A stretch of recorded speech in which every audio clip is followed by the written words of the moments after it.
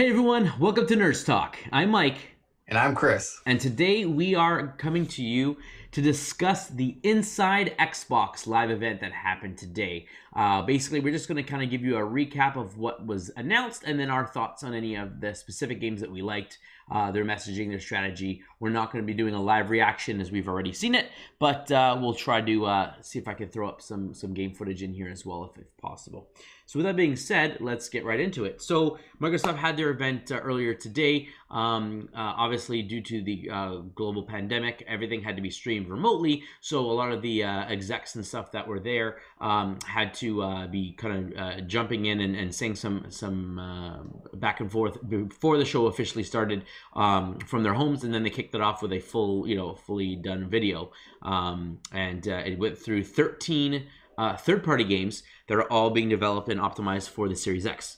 So with that being said, Chris, before I jump into the specific titles, overall, how did you think it was presented? I thought they did a good job. I mean, it's all new with this pandemic that's going on, and people trying to figure out how to work, different video conferencing platforms and stuff like that. So I thought they did very well, bringing in both their team as well as the third-party teams and having the interviews that they would have in person, and being able to showcase different parts and editing it all together. I thought they did a very good job that way.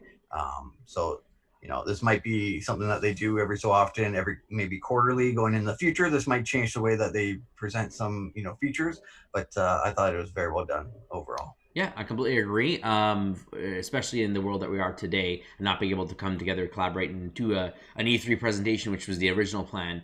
I think they did a great job, and the fact that we're getting two more of these, one in June and one in July, is really exciting.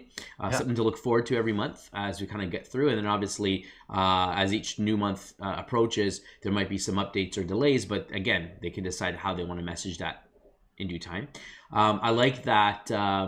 That these games are all optimized for Series X, and they had a disclaimer on each video saying like, this is in-game footage rendered by Series X and all that kind of stuff. This is what we predict it will look like, because again, they're all development systems, they're not the final build, but right. This is not like pre-rendered cutscenes. It's actual like in-game, we're playing the game and this is what you're seeing, and it looked beautiful. I thought everything was smooth, there was no choppiness, everything just looked great, it visually looked great. I was really impressed with the visuals. I mean, with a next-gen console, it's always going to be the case at the beginning, right? But I thought that it was great the way they showed it off, especially with certain games that kind of went through like, here's the history of the game and how it's evolved. But I did think the biggest thing for me was the smart delivery. So smart delivery, they kind of did a quick recap of what it was before the show started, and basically it's Xbox's answer to backwards and forward compatibility. So what most people thought it was going to be was you buy a game, let's say you buy an Xbox One game, and then you want to put it in your Series X, and then it's basically going to be able to play that game because it's backwards compatible. But in reality, what it's doing is it's actually, when you buy a Xbox game now going forward, if it's got the smart delivery certified or whatever on it, that game is essentially, you're buying 3, 4, 5 versions of that game. So you're getting the Series X version, even if the Series X isn't out yet. You play it on Xbox One, it'll be the Xbox One version. You pop the game into your Series X, and it will automatically know that, oh, you've purchased this. Here is the Series X version with all the new assets, all the new graphics, and all that kind of stuff. So it's going to be playing the better version of that game. And the cool thing is they talked about that if you buy a game for Series X, it will automatically work on your Xbox One system. So you can put it in your Xbox One system and it'll work, and vice versa. But they also talked about future, and that going forward, it would also work. So if you buy this game now, then in 5-6 years when they release the new Xbox Series X successor, it will work on that system and be up-res and all that kind of stuff as well. So I think that's really, really strong statement saying that they're going to support all their games going forward. So whatever you spend money and you invest on an Xbox platform, it's going with you. You're not going to lose access to that game. Unlike, for example, if you look at the PlayStation 3 games do not work on PlayStation 4. You can't put the discs in. There's no backwards compatibility. It's a different core architecture. So it's very limited. The only way you can play it is if you subscribe to their PlayStation Now service and stream it, essentially, right? That's right. Or get the PS4 versions of some of those games that are imported. So which you're double dipping at that point. So exactly. You have to spend the money anyways to get it again. Yeah. So Xbox has done it right. I'm really excited if this works. And the fact that, again, this presentation was only third-party games. And correct me if I'm wrong, I'm pretty sure every single one had that smart delivery logo on it. meaning that I believe almost, if not all of them, like pretty much all of them did. Yeah, so you buy the EA game or the Ubisoft game on Xbox. You buy it now on Xbox One. If you can't afford the Series X at launch, which we don't know the price, but we're assuming in Canada it's probably going to be somewhere around the $700 mark. If that is the case, and you're like, you know what, I can't afford that, I'm going to wait till it goes on sale or something like that. You can buy the games now, play them on Xbox One, and then guess what? Once you buy it, or you get that deal and get the Series X, you put those games in, they're automatically up-res, your save files, everything moves over, and you can continue playing on a better quality system, a better loading system. It's just like you don't have to pay extra for new games anymore, which is great. See, I'm not sure if PlayStation is going to have the same feature, so this might be the one up that Xbox has been holding back that now they have, where they can do that. Because essentially, I mean, we haven't heard much from PlayStation regards to their console. We know that they have backwards compatibility, which means PlayStation 4 game, if you have the physical disc, you put it in the PS5, it'll play it, but it'll probably play it as a PS4 game with the PS4 graphics, and it's not going to be scaled up. They haven't confirmed or denied if they have a similar, port upwards or scale up. Yeah, they didn't talk about that, obviously, yet. They haven't shared much information on it. So hopefully when they come and do their their presentation online in June, hopefully it will confirm or deny these rumors, and then you can decide, well, you know what, if PlayStation is not going to offer that forward compatibility, I guess all my third-party games will be on Xbox, and then I'll just get the exclusives on PlayStation for this generation. Yeah, I agree. Yeah, very interesting though, but it's a huge benefit. And then especially with, some games are coming out close to launch, you're like, well, do I really want to spend this money on it right now, or do I want to wait? Now you don't have to wait. You can automatically say, I'm interested in this game, bite the bullet and purchase it, and then you're good to go for future consoles as well and continue playing and enjoying that game. Absolutely. So let me just run through the list of games that were announced. These are no particular order, and then we can kind of go through and dig into any games that we were excited about or not excited about and that kind of stuff. All right, so 13 games. So we'll start at the top of the list here. So we got Bright Memory Infinite. We have Dirt 5. We have Scorn. We have The Medium. We have a game that's titled Chorus, despite the fact that it had a V instead of a U. It looked like it was Corvus. It was a weird logo there. Madden NFL 21. Scarlet Nexus. Second Extinction. The Ascent. Vampire the Masquerade Bloodlines 2. Yakuza Like a Dragon. Call of the Sea. And Assassin's Creed Valhalla.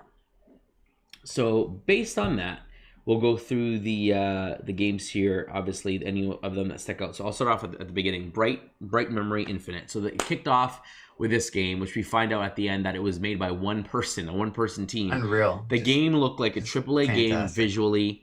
It had, features that you expect in new games. They have wall running. They have, grappling hooks. They have, quick combat switching. You have your aim-down sights, regular, first-person Call of Duty. Reminded me of Call of Duty-style shooting. When you hit the guy, the X's and stuff like that, it's just reminding me of Call of Duty. So you have that first-person shooter aspect, but then you can take your gun and hit the guy, and it transforms into a sword. And there's some time travel element there where he grapples to this lamp, an explosion happens, and then he's in the past he's fighting a knight with armor, a shield and sword. He's still got his same weapons there. He's able to switch to a sword and then kind of go back, and it just his shotgun, go back and forth with his weapon choices. Grappling guys that he shoots and pulls them back, and cuts them in half. Kind of slow motion feature to it as well. Very cool looking. I'm interested to know a little bit more about the story and kind of understand, is this a psychedelic kind of psychological thing, or is this a technology thing? I mean, based on the grappling hook and the weapons, it looks like it's a futuristic type game, but I'm very interested. And then the vehicle comes to you, hop in the vehicle, you're going around. And then it feels like a driving game, a driving simulation, right? He was getting in there, first person in the car, and I'm like, wow, this is not like Grand Theft Auto, get in the car, and it's not a great experience, whereas this is it's like you just booted up a racing game and away you go. Now you're full on. It's just jumps genres. It just was really cool. I thought it was. It's got a little bit of everything you've seen, so it might be a big hit.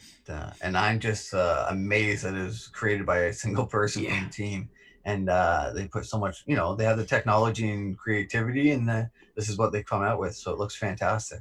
Yep. So it's great, smart delivery. So you bought an Xbox One, and then when you get the X, away you go. And you get the better graphics and stuff. I can just assume what the graphics will look like on the X. Absolutely. Especially with that type of game. Yeah. The explosions, the colors. The load times, jumping into a car, cutscene, everything was just so smooth. Yeah. Yeah, definitely. Okay, we have. Well, I don't really care much about the racing game. So there's Dirt 5. I mentioned Scorn in the Medium. I'm not a big fan of horror games, so that didn't really interest me too much. Nor am I. Yeah, we're in the same boat there. There I you mean, go. it's definitely going to have that genre where The Last of Us 2 type players, or Devil May Cry, or any of those type of games. I can see those fan base enjoying those games. Yeah, no, funny enough, I enjoyed Last of Us, The Last of Us One. for PS4, PS3, and then it got ported to PS4. And I'm not a horror game. The only reason I got through that, I gritted my teeth and kind of got through it, was because the story was just so great. I heard It such great was. things about it, and so I went through that game and I forced myself to get through it. And man, I really enjoyed that story. I'm really looking forward to the second one, although I'm not really excited to get into that setting again with the clickers and all that stuff, but just to hear that story and that adventure and stuff was just really well done. And just Naughty Dog is just great narrative driven games. Yeah, it was pretty much playing a movie in a video Yeah, game. So it was that good. Definitely. exactly. So I'll skip over Scorn in the Medium. Again, no interest for me there. Then they have that game Chorus, which was like a space. Like a flying spaceship type battle game. It looked very interesting, great graphics. Um, yeah, I mean, it looks like it'd be fun to play. Not sure how long it's replayable or anything like that, but Yeah, it looks like an interesting game. yeah. Again, jumping to the different genres here. Then they had Madden NFL 21. I really liked the whole montage of like showing like here's like the original NES version, and then going through SNES, like a Genesis, Dreamcast, the 3D, N64. It gets all like blocky and stuff, and then you kind of slowly get up to 360 and Xbox One, and then bam, and it shows the Xbox One X, and it's like wow, this looks like pretty darn close to reality. Like it was really well done. Yeah, yeah. I really enjoyed that, and seeing that montage, and remember playing some of the games way back when, and a couple of the newer games years ago. It was nice to see the big difference that they go through every year with all the sporting games. If you quickly look at a screen nowadays when someone's playing, you don't know if it's a real game or if they're a video game nowadays. That's true. That's absolutely true. Now, I'm not a big sports fan when it comes to games. So again, I was like, oh, it looks cool, great for the sports fans. Again, something for everyone. Then they showed a couple other games here. They showed the Ascent, which I can't remember. I remember it being like a big city, almost like Coruscant, right? Where like you have all these different levels and you're in these buildings and stuff like that. And there's like a kind of like a gang kind of going on, and you've got to like rise up the ranks and literally rise up through the city. Um, Interesting premise. Again, nothing really drew me there. I guess it's a brand new IP, so there's nothing like if it was Star Wars, I'd be like I'm in, but it's not, Yeah, right? So it's yeah. it's like they're doing their own version of like a futuristic story set in a similar thing to like I said, like Coruscant, like a giant city that you got to climb through. So Yeah. interesting premise. Nothing too exciting there for me. How about you? No, I agree. I'm in the same boat for that type of game. Mhm. Um, yeah, it might be interesting to see what kind of headlines it gets and reactions and reviews, but it's not something I would probably play right away. Yeah. And then they showed Scarlet Nexus, which looked like a 2K game from the style of it being like, or sorry, a Platinum game, from the style of like Bayonetta and stuff like that, where you have these guys, you have these like weird looking, not really zombies, but like plant like metamorphosized bodies and enemies and stuff like that, all different parts of different Yeah, creatures and even like inanimate objects and you like a use deer and psychokinetics, right? yeah. Like And as your so power and stuff like that. I was like, oh, this looks interesting. And then you see the guys like coming and like they can't be killed, they can't be doing this. So I'm thinking, oh, it's a stealth game. But then you find out like, oh no, these guys have like this psychokinesis or whatever. I can't remember what they called it. Psionic Yeah, powers basically, and it's like this whole force. And then it basically changed to like more cartoony graphics. And then it was like, oh, okay, it just reminds me of like a Platinum game where you're running around beating up as much as you can and getting combos and stuff like that. Really cool looking. Again, not really my style. Marvel Ultimate Alliance is the closest to like a beat 'em up kind of style game that I was into. But again, it's due to the IP and not necessarily the genre. So visually, it looked really cool. The story looked interesting, but I don't know if it would grab me to get that game. yeah, it definitely looked interesting. I mean, there could be lots of customizations with being kind of Green Lantern type powers where you can create and conjure any Hmm. like a subway or there's a car that you dropped on someone and stuff like that. So there might be some good leveling up in that type of game, but also nothing that really catches my eye. Yeah. And then jumping into Second Extinction. So I thought this was pretty interesting. So this was the one where you have a bunch of guys with guns mowing down dinosaurs. And I'm like, that looks Yeah, pretty cool. Like, you got the zombie horde mode in Call of Duty. And again, I'm not a big fan of the zombies, but like the dinosaur thing, just thinking about them, like how they react. They're not just dead, mindless things. They're like, animals. They think, they stalk you and stuff like that. And then their speed and their big statue of giant like T-Rexes and stuff. And I'm like, that's pretty cool. And then you take the aspect of a first-person shooter and you're running around, killing, switching weapons, working with each other, and like there's like some tacticalness to it. It looked pretty interesting. A new, fun, refreshing way of jumping into a shooter style game, just changing it up a bit, and I thought it looked pretty cool. I was interested in that one actually. yeah. This one seems like you have to create a team depending on what kind of level you're going into. I'm sure each character has their own thing. There's a Gatling gun guy. There's like a machine gun. There's a pistol. Yeah, There's is that one big guy who needs a lot of like heavy damaging like mortar attacks, like or is there a lot of little animals and you got to mow them down? And yeah. So I'm sure there's different features that way, which will make it pretty interesting.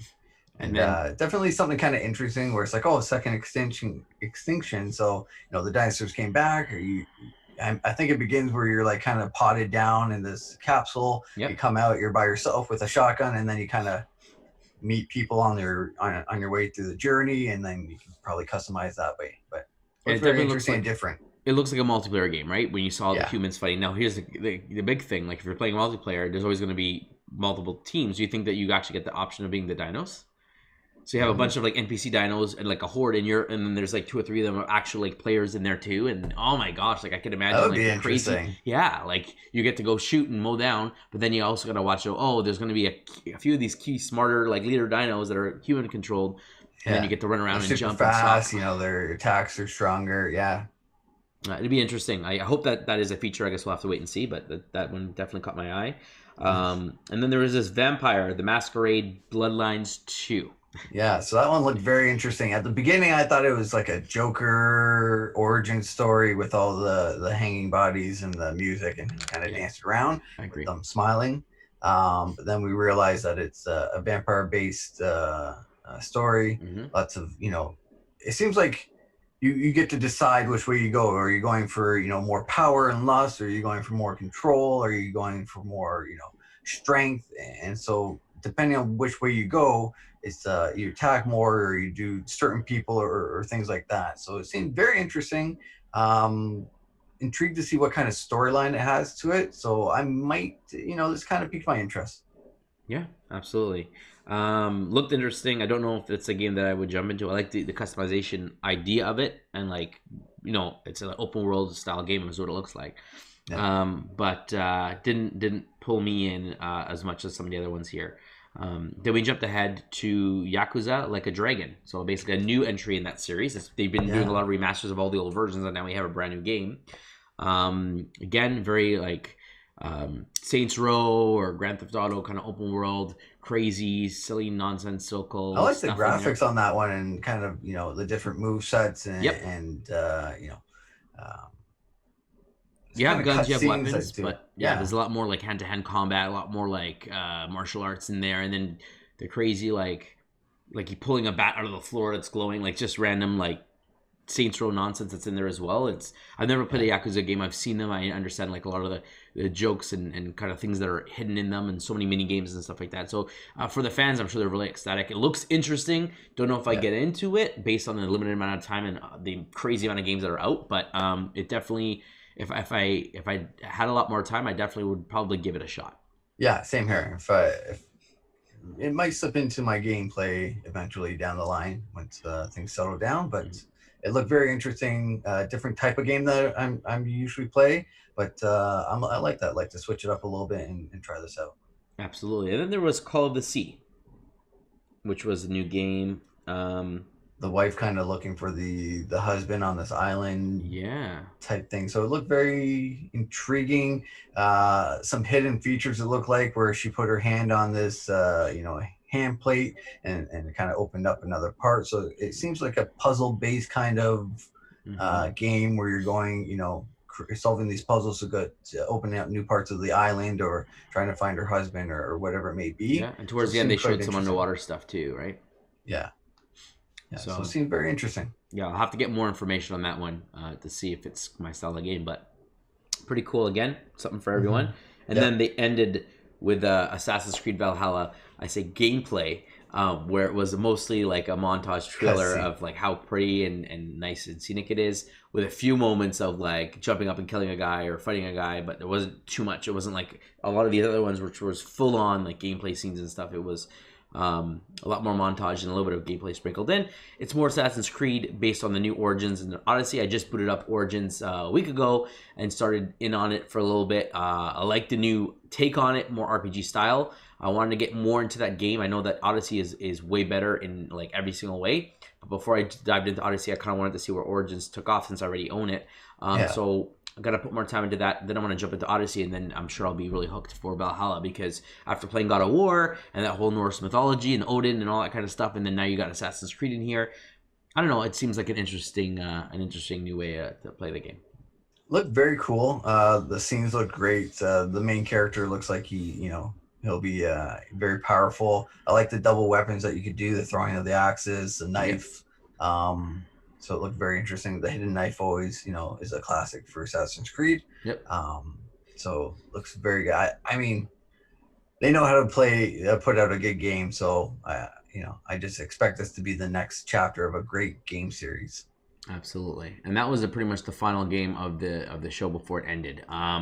So overall, I'm like, a lot of variety, a lot of options, a lot of smart delivery sprinkled through all these games. So I think the biggest thing from this was the smart delivery function, and showing that everyone's working, even though they may be working from home, and they're figuring out different loopholes and how to get through some hiccups that they're having. So they're just trying to show that everyone's still working, the developers are going, and by kind of announcing that they're going to do more month by month, and this is just the beginning with the third party, that things are still progressing as best as they can, and that they're hoping that everything will still go smoothly going in the future. So I thought it was great to see. Yeah, I completely agree. And I'm more excited about June and what that's going to hold, because if this is the third party and they have their first party in July, is it just hardware in June, or is it going to be hardware plus a few more third-party surprises? We'll have to wait and see exactly what they're going to show off. There was no surprise Star Wars announcement from EA. EA just did their Madden, and that was it. But we know that EA Play is happening in June, around the E3, the old E3 timeframe. So they will be doing an online event showcasing games, and the rumor is that they will showcase the Star Wars Maverick game, whatever that ends up being, and then who knows, maybe an announcement of a Battlefront 3 in the works. We know the the next Battlefield installment is coming out for next year, I believe. So if they already kind of moved over to Battlefront 3, they probably were already developing it. This last year, they had a few people working on like updates to Battlefront 2, but I'm sure they have the majority of the team working on Battlefield and probably Battlefront 3 at this point. So I think that'll be very interesting to see that. Yeah, and that would explain why we didn't get any new characters in Battlefront 2 like Ahsoka and Ventress, which was rumored. They're probably saving it, especially the way the Clone Wars had ended, to save these characters for the next game as like, here, you're getting these brand new characters. Everyone gets drawn into buying the game again and kind of progressing again. So I mean, those are two huge characters who are announced for a new game and never before playable. So it would be a smart move on their part. Absolutely. But yeah, overall, I mean, that's our thoughts. I really enjoyed it. A few games that definitely want to keep my eye on. I think Microsoft is really killing it compared to Sony in regards to messaging, in regards to features, and just in regards to how they're handling everything. They're definitely here to win it after losing last generation from a sales standpoint. They definitely they could sit there and take their defeat, but no, they decided, what are we going to do to push forward? And the last couple of years of Xbox has been even worse. There hasn't been many big releases or anything. It's because they've all been gearing up for this new launch. They're like, let's do it again, let's do it hard, let's get all of our ducks in a row, get all the first party developers, make sure everything they're working on is for the next gen console, revamp projects, all that kind of stuff, kind of get in gear, acquire new companies. So I think that they're on the right track, and I think that they are the ones to look out for. I think that they will own the next generation compared to Sony, unless Sony comes out with a really strong surprise in June. I think Microsoft might take the lead, and I'm all for it. I was a big original Xbox and Xbox 360 fan. I got the PS3 at the end of the life cycle, and then jumped on PS4, and that was my main machine this gen. So I'm more than happy to jump back to Xbox, as long as there's a lot of good first parties there as well. not just the third Yeah, parties. no, 100%. I was always a Xbox guy growing up. Hopped into X or PS3 about midway through, and then only got a PS4. I did not get the newest Xbox console. But right now, Xbox has my vote right now. If they were to come out tomorrow, I definitely would purchase if available and able to the Xbox console. They're just killing it. They're doing everything right. They're being, front of the line. Always, you're always hearing about Xbox things. You're never hearing about anything from or not much from Sony. So definitely, they're just pumping out information and getting their news out, which is fantastic. Yes. I love it. And Xbox did confirm that your Xbox One controllers will work on the Series X, so you don't have to buy a new controller. Even though when you get the console, you get a new one. PS5.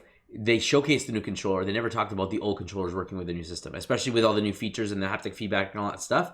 They want to sell the new controllers, which is fine. Xbox has that stuff too.